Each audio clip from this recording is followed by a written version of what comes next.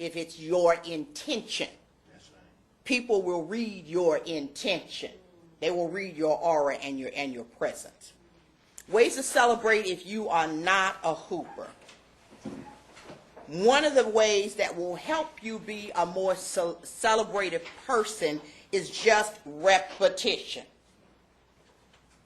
Just repetition will help you celebrate.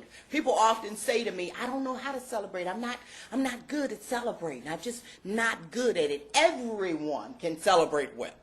Everyone, if that's your desire. Everyone can celebrate well. One of the easiest ways to do it is just repetition. And the ultimate thing to repeat again and again is what? The name of Jesus. What's the name above all names? Do you know him today? You know, and you can repeat Jesus, Jesus, Jesus, Jesus, Jesus. Repeat it slowly. Repeat it quickly. Repeat it loudly. Repeat it softly. Just repetition will help the congregation get into a celebrative mode. Let's say you wrote one celebration and that one failed. One word, celebration, may do it for you. Just repetition may do it for you. Or especially, how about a great repetitive line that you can celebrate with? One sentence. One sentence. That you can keep repeating. He's able. Absolutely. He's able. He's able. He's able. Or he'll make a way. He'll make a way. No, just he'll make a way. Let the congregation join you on he'll make a way. You will go to he'll make a way, and the most you should say is, won't he do it?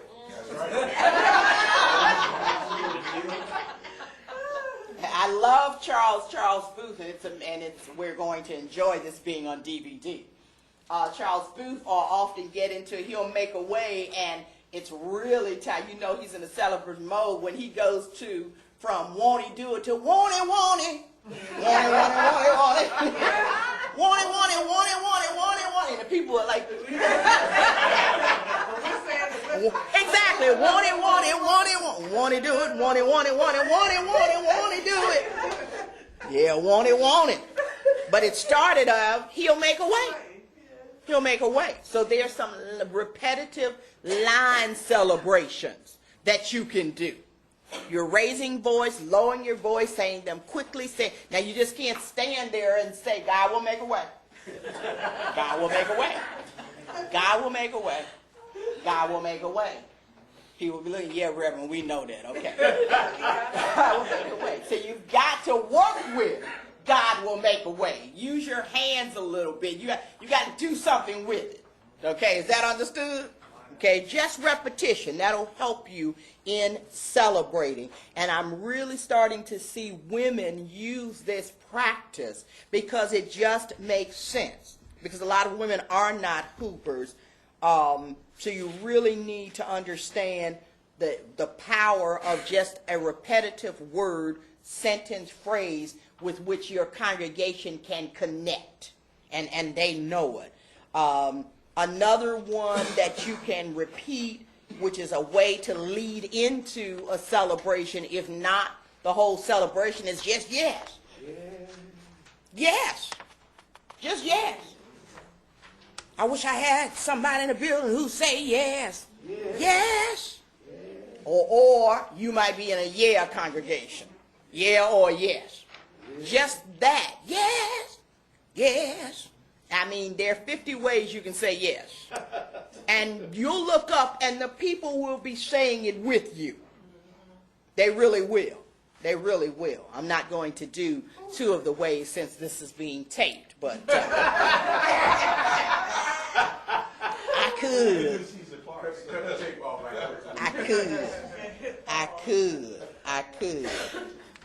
And for those who tend to be sedate, nonverbal during the celebration, that also will be okay. If that tends to be your style, that's okay, but you've got to move around. You can't be nonverbal or sedate and do celebration and then not move on top of it. You got to do something. You got to do something if you want to celebrate well, if you're not a hooper. So let's say you are new in the pulpit, or you're an associate, you don't preach often, and you haven't worked your courage up yet. You're not comfortable with the pulpit yet. You don't preach often. You may preach 4 times a year. So you're nervous when you get up, and you're typically a quiet person, and you haven't formed your preaching voice, yet. What you thought you were going to preach like when you were 20 and you didn't accept the call then. And you know your preaching voice changes almost every decade, right? Yeah. And it should, and your style ought to change too. What you preached like at 20, you shouldn't preach like at 40. And you need to look at your methods and your methodologies as well. I just changed my style again about 4 years ago, and I am so excited that I made the change. So excited. I was being lazy and didn't want to do the shift because I thought it took too much energy to do. Now, I don't ever want to go back. Could you give us an example? No, elaborate. And you want me to give you an example of what? The before and then the now. What I was doing as preaching was, I had pretty, as you can tell, I'm an energetic person. So I do a pretty high level of energy, and I conclude with a hoop, or I close with a song, because I sing too. That's what I was doing. Then I fell in love with fire out the gate, sustained fire. Sustained fire. Yeah. And I realized that I had the substance. It was on the page.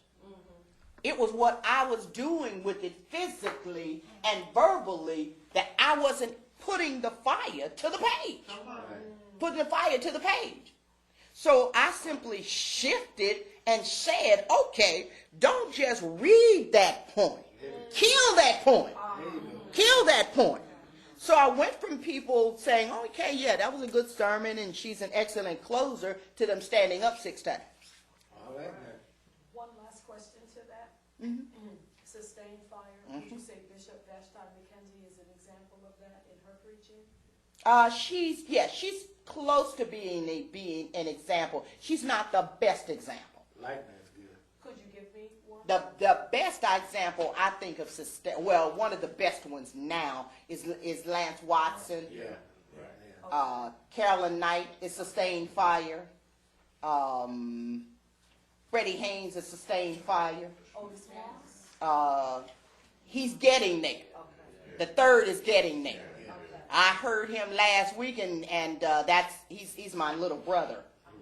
And I was like, whoa. We were up 2 minutes after he started. We were still up when he stopped. What about Jeremiah Wright?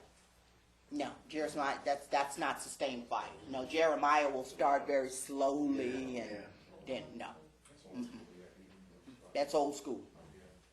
I was just thinking, I got a message that I'm working on, and you just answered my question with that because I'm excited about it, and my excitement is, the beginning. I'm thinking to myself, well, they say you're supposed to start out slow, but that's not. I'm excited at the beginning. That's not, who said, who is this they? Who are the they? Well, different stuff that you hear, start out slow, build up. What is it? Start slow, climb higher, strike fire, sit down. That was 20 years ago. It's go slow. I just said that. Whatever. It's different. Start low, go slow. Rise high, strike fire. Sound the alarm and sit down in the midst of the storm. See, that's Moses. He would know. We're old. I'm not even that old no more. Oh, did you get that on the tape? Good. That's real old. That's real old. That's Bill Jones. That's Bill Jones. That's right. That's Bill. That's Big Bill.